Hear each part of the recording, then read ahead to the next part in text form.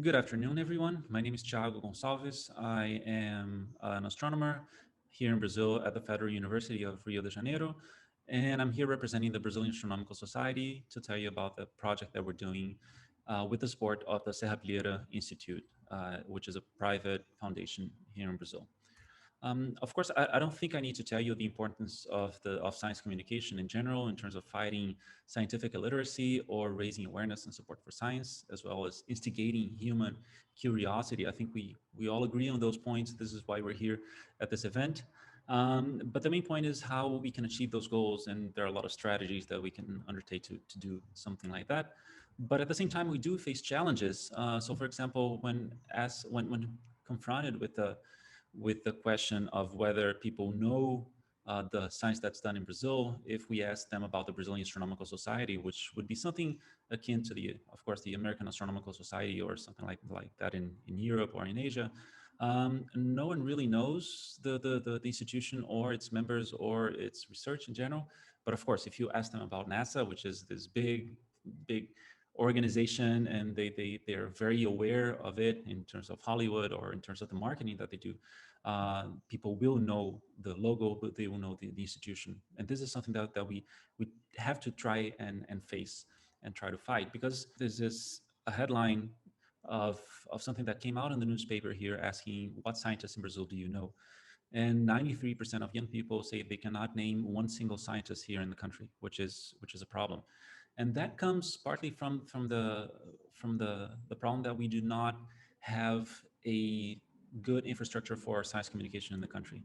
Most of the science communicators work in social networks like Twitter or Facebook or YouTube, a lot of them, and a lot of the astronomical news that we want to pass on, they're actually produced in other countries, but we do not have the PIOs here in Brazil to produce those news and to pass them along. We have very little infrastructure for that kind of thing. So if you think about the linear model, for instance, in which you try to communicate your research to the public and have this dialogue going on, of course, there are problems with the linear model, but when you try to do this communication, that middle agent is very important. But at the same time, in Brazil, that does not exist, mostly because of lack of funding, essentially. So most of the news come directly to the journalists from science websites like Eureka Alert and similar sites on nature and science, and they are fed mostly by um, this foreign infrastructure of science communication and science news. So what we're trying to do with our project, what we call Astro Plus, is try to use some infrastructure that was already in place but was not institutionalized before the project. This is nothing new, but what we're trying to do is bring them together under the umbrella of the Brazilian Astronomical Society. So for instance, we have the YouTube channel AstroTubers, which now has over 60,000 subscribers, sometimes over 10,000 views per single video. And what they do, they're mainly a group of graduate students trying to pass on videos for science news and astronomy, which is great. And we're trying to give them support and trying to act more as a link with the public, that can connect the Brazilian Astronomical Society with the rest of the people. And at the same time, we have Twitter. I'm going to talk a little bit more about that. And all of this is done with the general support of the Serrapilheira Institute, which has been a major driver in our means to accomplish what we're doing here. So this is actually something that we just started, the Brazilian Astronomical profile on Twitter. In a little over a month, we have already more than 3,000 followers, sometimes 10 to 20,000 impressions per post. There was one post that the first one, it had over 100,000 impressions and very high engagement rates. I'm going to talk a little bit about that, but we have 3 to 4%, sometimes up to 7% on a single post. This is a lot for those who do not work on work related to social media. But at the same time, this is not done alone. I'm just putting here my own example. I've been doing work on Twitter for a while, almost 17,000 followers now, and by now sometimes I have 2 to 3 million impressions per month, meaning two to 3 million times people have viewed my posts on Twitter. Some of my individual tweets have received more than 1 million impressions single-handedly, which is great. I'm not doing this alone. I'm just using myself as an example, but we have a lot of mostly graduate students, and this is one of the main things here. We have mostly graduate students who have even greater reach than I do within the Brazilian society. Um, and some of the examples that I'm going to show here on the top left, some news that I presented on.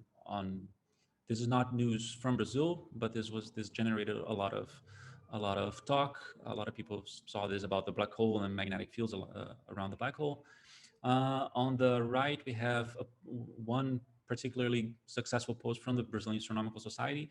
There, we're trying to focus more a little bit on Brazilian research. So this is maybe a candidate for an exoplanet in another galaxy, led by Brazilian astronomers. So this is the kind of thing that we're trying to push forward and that we're trying to have visibility for. And this was great. We had 300 likes. I think maybe 20,000 impressions on that one. But also I try to discuss other topics related to science. But for example, the financing of science in Brazil, this is on the bottom. This is what I'm saying there, that the average of funding in Brazil right now for science is $20 per scientist for the whole year, which is very little.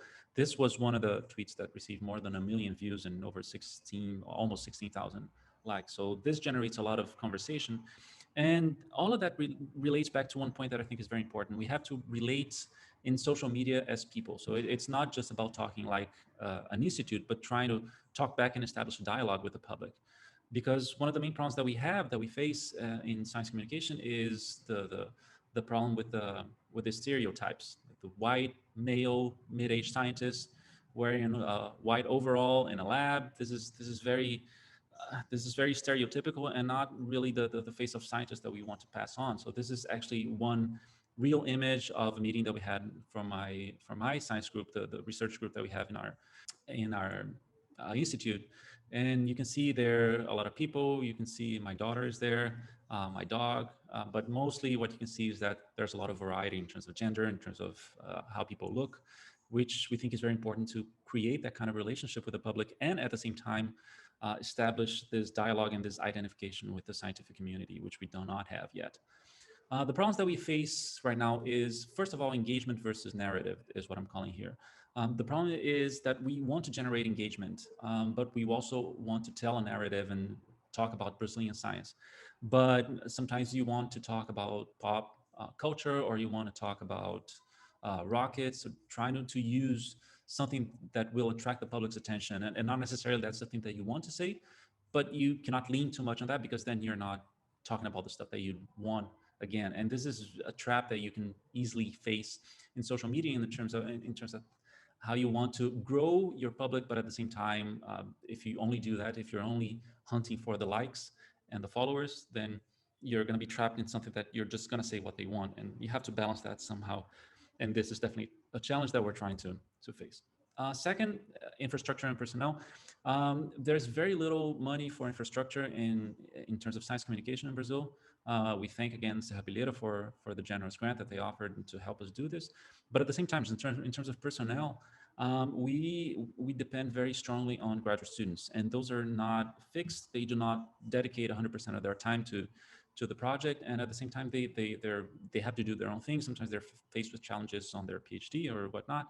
So it's very hard to have a constant output of content in our project. And this is definitely of course, this is related to lack of money, but it's also a matter of logistics.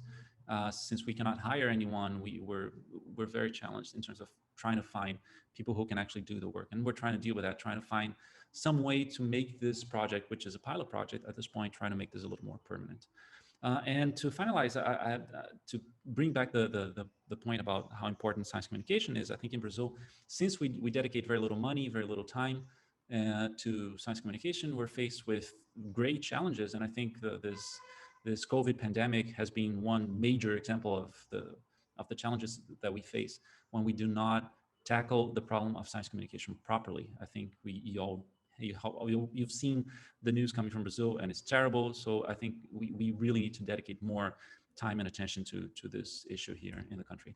So this is it for now. Thank you very much for your time and for your attention. And please let me know if you want to discuss this. My main point here in this conference is exchanging experiences and trying to see what people are doing in other countries, improve myself, and see if maybe you can get something from what I just said here. So thank you very much, and I hope we will have a productive discussion from now on. Bye bye.